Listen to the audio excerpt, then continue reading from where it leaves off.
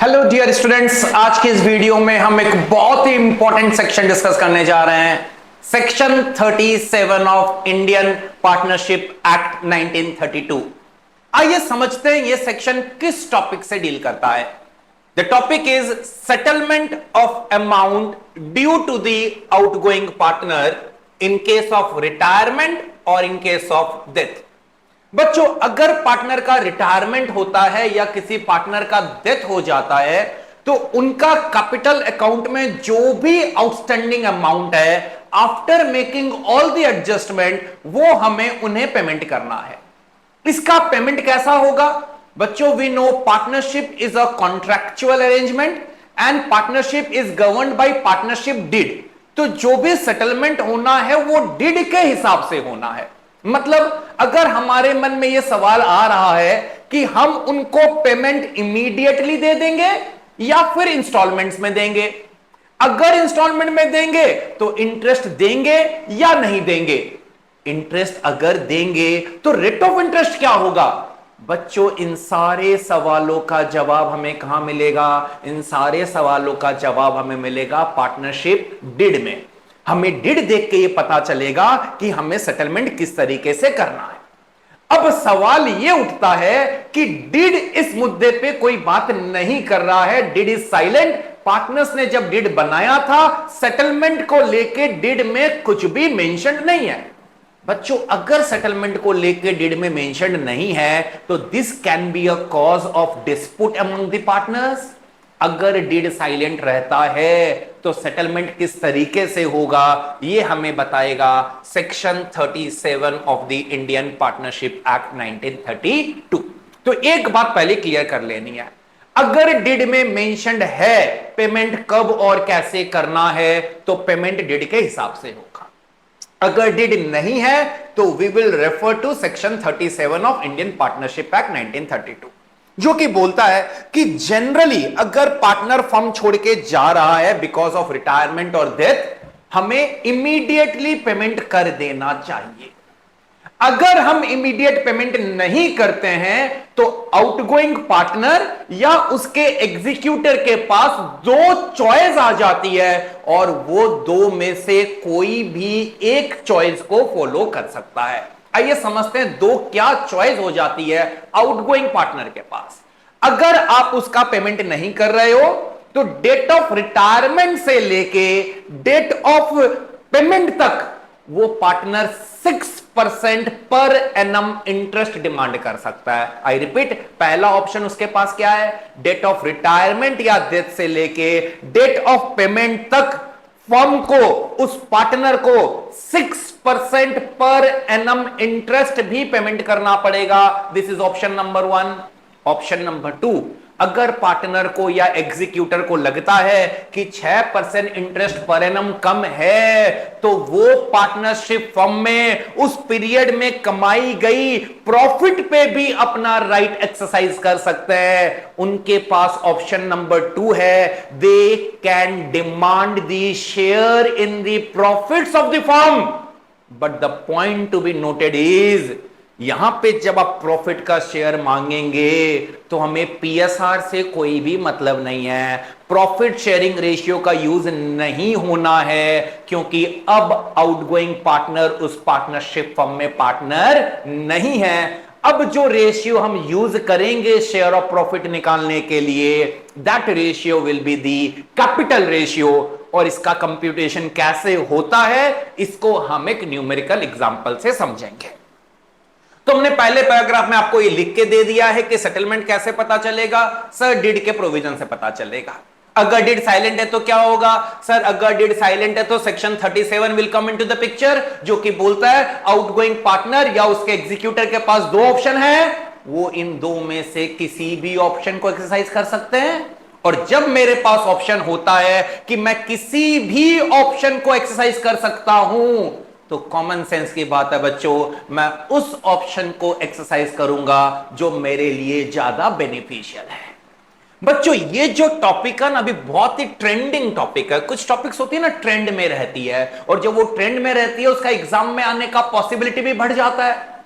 और सीबीएसई ने हमारा जो करंट ईयर का सैंपल पेपर रिलीज किया है 2024-25 के लिए, सैंपल पेपर में भी इस टॉपिक से फुल फ्लेजेड 3 नंबर का एक क्वेश्चन दे दिया गया है। और अगर 26 मार्च को, जिस दिन हमारे सीबीएसई का अकाउंट्स का एग्जाम है, don't be surprised if we have a question from section 37 directly related to this topic.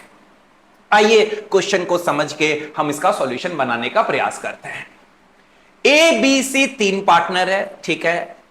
इनका प्रॉफिट शेयरिंग रेशियो है 2:2:1।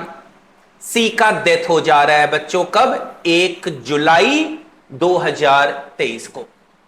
जिस दिन सी का डेथ होता है, capital of A B C after all necessary adjustment, I repeat, adjustment करने के बाद कैपिटल एज ऑन 1 जुलाई 23 आपको दिया हुआ है। मतलब गुडविल, रीवैल्यूएशन, रिजर्व, लॉसेस, बच्चों सारे एडजस्टमेंट हो चुके हैं। ए का कैपिटल 74,000, बी का 63,750, सी का 42,250.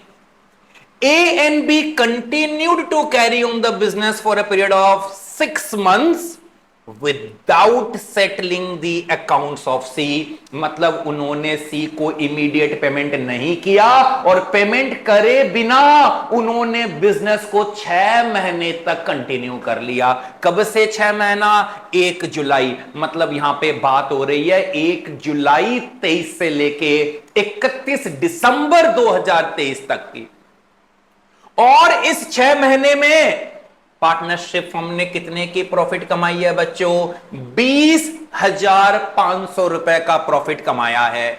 क्वेश्चन आपको पूछ रहा है, बताइए कौन से 2 ऑप्शन अवेलेबल है सेक्शन 37 के तहत जिसको सी के एग्जीक्यूटर एक्सरसाइज कर सकते हैं, और वो 2 में से कौन से ऑप्शन को एक्सरसाइज करेंगे?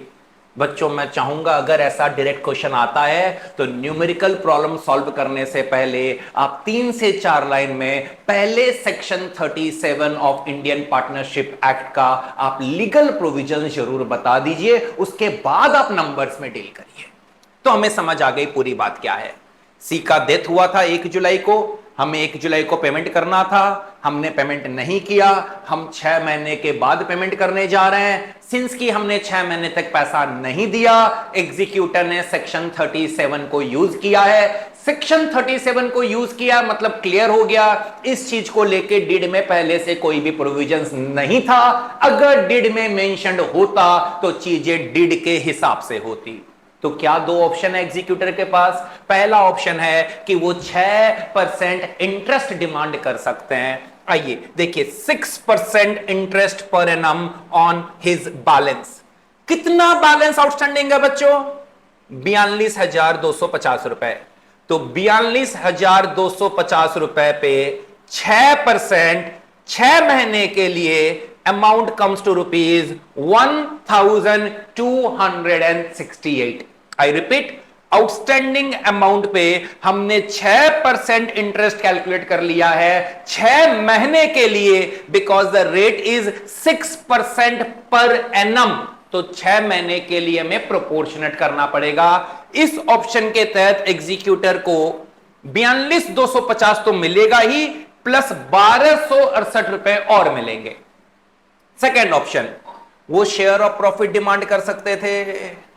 फर्म ने 6 महीने में कितना प्रॉफिट कमाया है? 20,500। और यहां पे जब प्रोपोर्शनेट शेयर ऑफ सी निकालेंगे, मैंने क्लियर कर दिया था, प्लीज बी केयरफुल।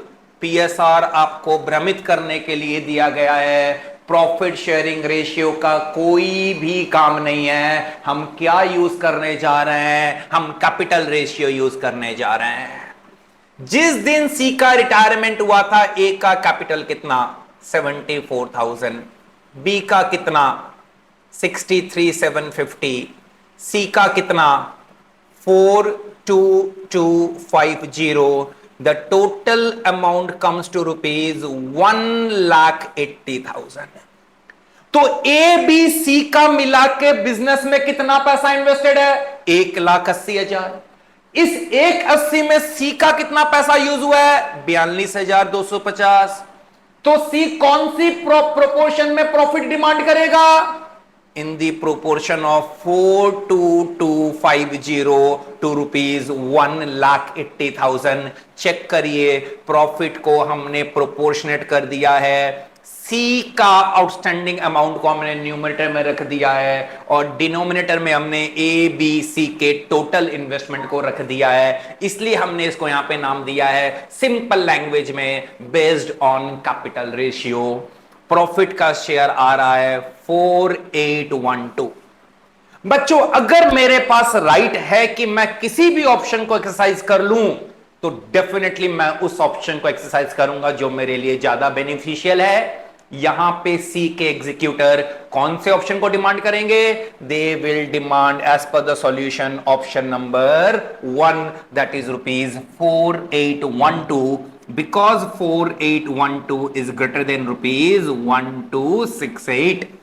तो 6 महीने के बाद एग्जीक्यूटर को फाइनल पेमेंट कितने का होगा? 42,250 plus 4812. This is the total amount which will be paid to the executors of C by A and B in the absence of anything mentioned in the deed in relation to settlement of account. This is all about section 37 of Indian Partnership Act 1932. I hope the concept is clear to you. Thank you, children. Have a good day.